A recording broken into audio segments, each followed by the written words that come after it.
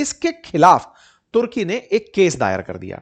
तुर्की का जो ये केस था असल में नेतन्याहू के खिलाफ था अपने देश में, और कहा कि नेतन्याहू जो है ना वो खून में अंधे हो चुके हैं और वो इस समय के हिटलर हैं। और ऐसा कहते हुए तुर्की ने इजरायली प्रधानमंत्री के खिलाफ अपने ही देश में एक आरोप लगाया और उनके ऊपर केस दायर कर दिया। 4596 साल की सजा मांगी, यानी 35 लोगों के लिए मिलाकर के 4500 साल की सजा। बोले साहब इनको सजा दी जाए। बोले क्यों दी जाए? बोले इन्होंने समुद्र फ्लोटिला नामक जो हमारा जहाज था जो अक्टूबर में जा रहा था, जिसमें जर्नलिस्ट, एक्टिविस्ट सब लोग बैठे हुए थे, इन्होंने उसे नहीं जाने दिया। ये स्पेन से चला हुआ एक जहाज था जिसके ऊपर हमने उस समय भी सेशन किया था, यहां से मेडिटेरेनियन सी से होते हुए। इसके पीछे की कहानी क्या है ना, असल में ये जो गाजा है ना, इस गाजा के पास में समुद्र तो है लेकिन इजराइल के जहाज उस समुद्र तक किसी को पहुंचने नहीं देते, यानी कि गाजा में पानी से कोई भी नहीं पहुंच सकता। तो एक प्रकार से इन्होंने ना पूरा ब्लॉकेड लगाकर उन लोगों को रोक दिया था। ये बड़ी खबर बनी थी उस समय पर। ये जहाज यहां आ रहा था, यहां पहुंचना था, इसको इन्होंने यहीं पर रुकवा दिया कि नहीं साहब आगे नहीं जाने देंगे। इन लोगों को पकड़ पकड़ करके छोड़ दिया था। ये बड़ी खबर बनी थी उस समय पर। इजराइल ने पूरी तरह से सेफ्टी इंश्योर करते हुए कि चलो भाई इन लोगों को बाहर निकालो। ये ग्रेटा थनबर्ग है, हमने इसके साथ सेशन भी किया था कि बाल पकड़ करके इसको निकाला गया। थनबर्ग ने यह आरोप लगाया था। तुर्की इसी चीज को लेकर के शिकायत कर दिया अपनी कोर्ट के अंदर कि साहब इजरायलियों के खिलाफ पहले भी इंटरनेशनल कोर्ट के अंदर मामला चल रहा है नेतन्याहू के खिलाफ, अब मैं चाहता हूं कि उनके खिलाफ और मामले बने और उन्हें सजा सुनाई जाए। साहब ये सजा सुनाने के लिए तुर्की की अदालत में इजरायली नेताओं के खिलाफ केस चला, और वो जो केस है ना उस पर रिजल्ट निकल कर आया अभी एक दिन पहले, 11 अप्रैल की खबर है, जिसमें यह बात निकल करके आई कि साहब इन्हें सजा मांगी गई, करार मतलब केस करार कर दिया गया कि हां भाई इनके ऊपर ये आरोप हैं, ये आरोप तय हैं और इन आरोपों के तहत इतनी सजा दी जा सकती है। यह बात तब वापस से निकलकर रीसरफेस होना शुरू हुई। इसी बीच में जब यह रीसरफेस चलना शुरू हुआ तो पता चला कि तुर्की ने अपनी अदालत में नेतन्याहू, इजराइल के रक्षा मंत्री कार्ड्स, राष्ट्रीय सुरक्षा सलाहकार इतामार बेन गवीर और पूर्व रक्षा मंत्री योव गैलेंट के खिलाफ सजा की मांग की है।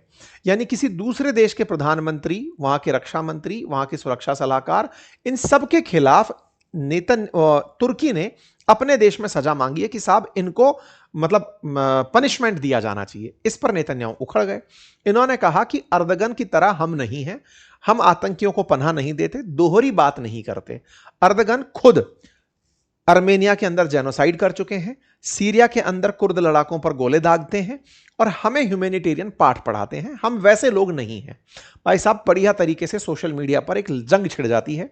कल की ही बात है, नेतन्याहू और उनके सहयोगी जितने भी मंत्री हैं वो तुर्की को खूब सारा ट्रोल करते हैं और खूब सारी तरीके से उन्हें रिएक्ट करते हैं। दोनों तरफ से आरोप प्रत्यारोप का दौर चलना शुरू होता है। और इसी आरोप प्रत्यारोप के दौर में इजराइल के एक मंत्री हैं इतामार बेन गवीर, जिन्होंने हाल ही में फिलिस्तीनियों के लिए फांसी की सजा मांगी, उन्होंने अपशब्द करते हुए गाली तक लिख डाली सोशल मीडिया पर।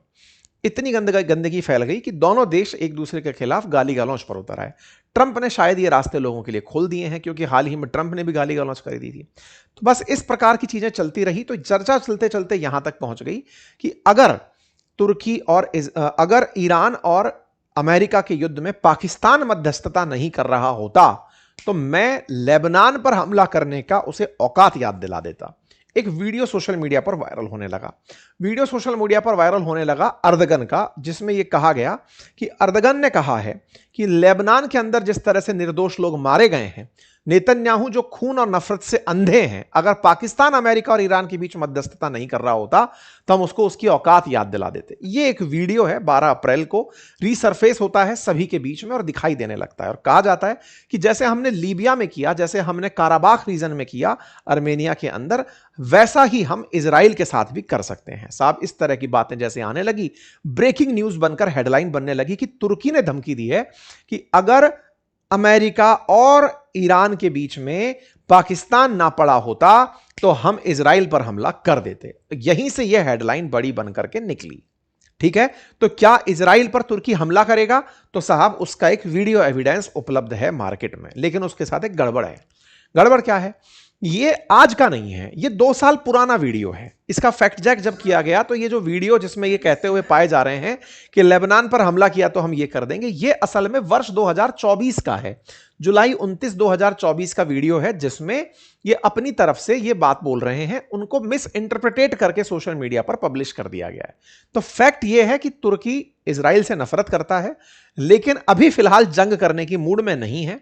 लेकिन हां, निकट भविष्य में ईरान की जो जगह खाली होती जा रही है, क्योंकि ईरान ने अपने आप में एक तरह से कहिए कि गल्फ कंट्रीज में जो उत्तर की तरफ वाले जो देश थे, जिसमें आप इराक पकड़िए, सीरिया पकड़िए, ईरान पकड़िए, उन सब का लीडर बनकर के ईरान चल रहा था।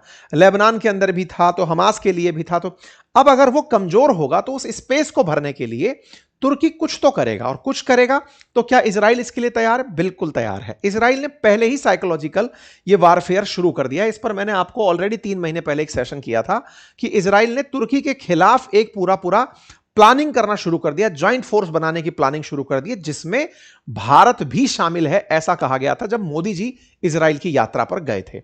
साइप्रस को साथ लेते हुए इजराइल, साइप्रस, भारत तुर्की के खिलाफ, इसलिए क्योंकि पाकिस्तान भारत के खिलाफ, तो इस तरह से एक मोर्चा बनाने की बात चल रही थी। कुल मिलाकर अर्दगन की जो एस्पिरेशंस हैं वो अपने नेशनल मुद्दों से हटकर इंटरनेशनल हो गई हैं, ताकि वो देश के व्यापार को बहुत स्तर तक पहुंचा सकें और अपने ही देश के अंदर लोकप्रिय बने रहें, और उस लोकप्रियता के लिए वो अपने लोकल कंपिटिटर्स को पछाड़ते रहें।